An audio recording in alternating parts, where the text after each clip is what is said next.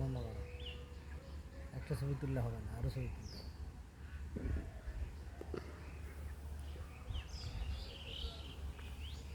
হচ্ছে video. High বন্ধুরা, আমি উদয় বলছি। চলে এলাম আজকে আমার জালের কাছে। জাল বলতে আসলে কি জাল? এটা নানান জনের নানান রকম অভিমত রয়েছে জাল সম্পর্কে। কেউ বলে এটাকে শয়তান জাল, কেউ বলে এটাকে রাক্ষসে জাল, কেউ বলে এটা দৈত্য জাল। জাল আসলে কেন শয়তান এবং দৈত্য এবং রাক্ষসে জাল বলা হয় কেন? এই জালটা যেটা দেখতে পাচ্ছেন, এইটা হচ্ছে জালের মুখপ্রান্তে আমি দাঁড়ায় আছি বা বসে আছি। এটাকে মুক্ত রেখে আমি দেখানোর চেষ্টা করছি আপনাদের, একটু দেখবেন।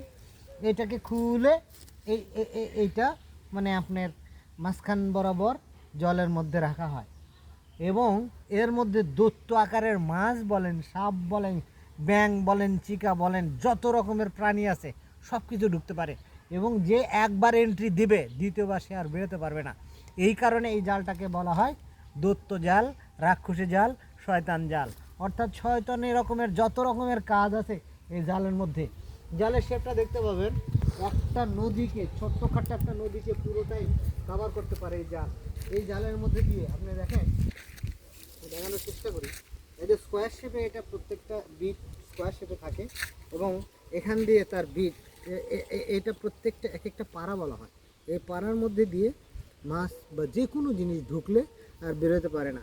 ঢোকাটা ইজি, কিন্তু বেরোতে গেলে এটা দেখেন আটকে যাচ্ছে। ঢোকাটা ইজি, বেরোতে গেলে আটকে যাচ্ছে। এই জন্য এই জালটাকে বলা হয় শয়তান বা রাক্ষসে জাল।